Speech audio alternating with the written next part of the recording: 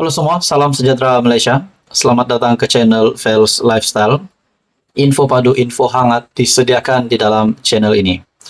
Tuan-tuan dan puan-puan yang amat dihormati sekalian, setelah Perdana Menteri Datuk Seri Anwar Ibrahim yang kita tahu yang sedang mempunyai visi dan misi untuk membantras apa juga gejala rasuah, tidak kira yang ada hari ini dan yang sudah berlaku dulu. Di samping banyak pendedahan Datuk Seri Anwar Ibrahim, hari ini pula dalam satu kenyataan, Perdana Menteri tak boleh arah PDRM, SPRM jalankan siasatan menurut peguam kanan. Nah, sudah pasti kenyataan ini menimbulkan banyak pandangan dan sudah pasti kepimpinan pembangkang khususnya ataupun mana-mana individu ataupun pihak yang merasakan bahwa Perdana Menteri yang memberikan arahan kepada PDRM dan SPRM untuk menjalankan siasatan adalah menyalahgunakan kuasa.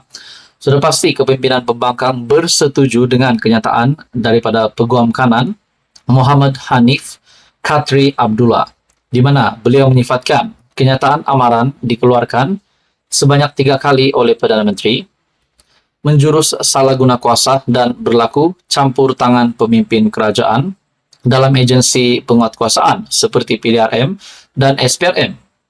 Kalau benar apa yang dinyatakan peguam kanan ini dipersetujui ataupun disokong oleh pihak kepimpinan pembangkang, mungkin Perikatan Nasional ataupun Mahathir sendiri. Kalau antara Muhyiddin Yassin ataupun kepimpinan PN dan Mahathir bersetuju dengan kenyataan peguam kanan ini supaya Datuk Seri Anwar Ibrahim tidak boleh mengarah PDRM dan SPRM untuk menjalankan siasatan, adakah mereka takut untuk disiasat? Itu pun kalau musuh-musuh Datuk Seri Anwar Ibrahim bersetuju dengan kenyataan daripada peguam kanan. Satu artikel daripada Biharian.com, Perdana Menteri tak boleh arah PDRM, SPRM jalankan siasatan. Walaupun mempunyai kuasa eksekutif, Datuk Seri Anwar Ibrahim selaku Perdana Menteri tidak boleh mengeluarkan kenyataan yang boleh dianggap sebagai arahan kepada agensi penguatkuasa untuk mengambil tindakan undang-undang seperti siasatan terhadap kes jenayah atau salah laku rasuah.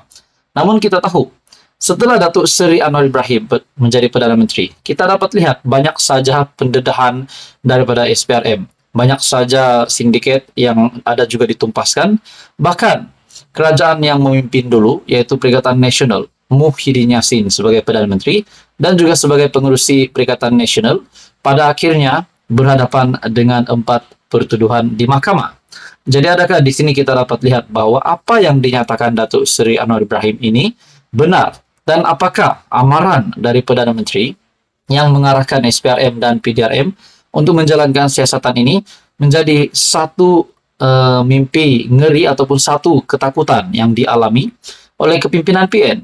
Kalau Perikatan Nasional, Muhyiddin Yassin dan kepimpinan PN, pembangkang dan termasuk Tun Mahathir bersetuju dengan kenyataan daripada peguam kanan ini. Dalam artikel ini, beliau berkata, peguam kanan itu berkata, meskipun Anwar mempunyai bidang kuasa eksekutif, ia tidak tertakluk dalam perihal pelaksanaan tindakan perundangan negara. Sekiranya salah laku jenayah dikesan, ia akan dimulakan dengan aduan pertama oleh mangsa atau pihak terbabit seperti agensi, kementerian kepada pihak berkuasa. Bagi jenayah kekerasan, aduan itu kepada SPRM, manakala jenayah kepada PDRM, manakala jenayah rasuah pula aduan terhadap SPRM. Jadi pada akhirnya kita dapat lihat setelah Datuk Seri Anwar Ibrahim menjadi Perdana Menteri, banyak saja pendedahan SPRM yang mengejutkan ramai. Apa komen Anda saudara-saudara? Teruskan bersama di dalam channel ini untuk info yang seterusnya. Mohon bantu channel ini dengan menekan butang like, share, dan subscribe. Halo semua, salam sejahtera Malaysia. Tuan-tuan dan puan-puan, seperti yang kita tahu, banyak sahaja musuh-musuh Datuk Seri Anwar Ibrahim yang cuba menjatuhkan Datuk Seri Anwar Ibrahim, cuba memalukan Datuk Seri Anwar Ibrahim.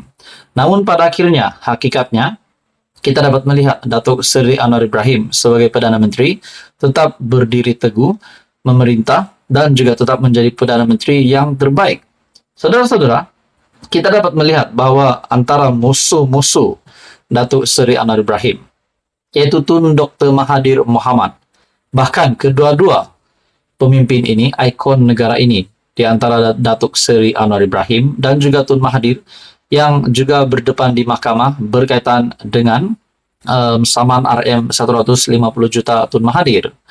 Akhirnya saudara-saudara, apa yang dilakukan Tun Mahathir adalah menyertai Perikatan Nasional, bahkan kempen pun bersama Perikatan Nasional.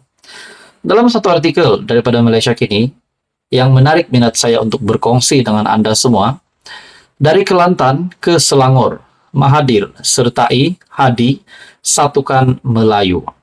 Ada juga kata, setelah selesainya pilihan raya umum ke-15, dengan kekalahan yang amat teruk, Tun Dr. Mahathir, beliau perlu letak jawatan. Beliau perlu berhenti di dalam kancah politik dan fokus kepada menjadi negarawan. Tetapi akhirnya di usia Tun Mahathir 98 tahun tetap menjadi salah satu ahli politik yang menjadi perhatian ataupun menarik minat ramai orang, menarik perhatian ramai orang.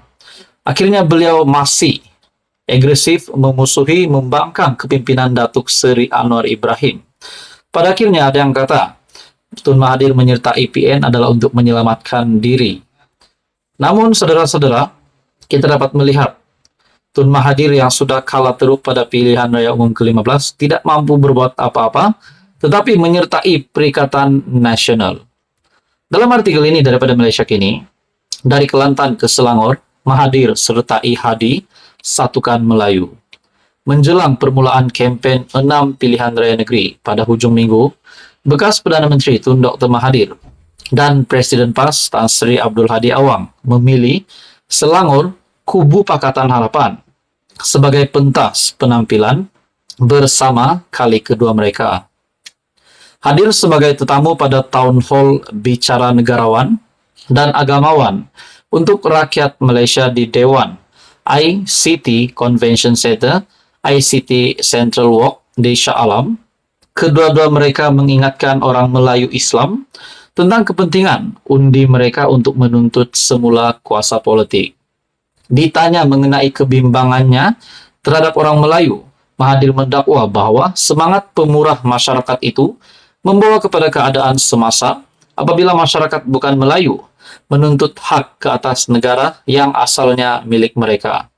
Inilah yang berlaku hari ini, dakwa Mahathir yang bersama Hadi dalam panel yang dianjurkan oleh Sekretariat Proklamasi Melayu yang dipimpinnya serta NGO berkaitan PAS, Geng Ustaz.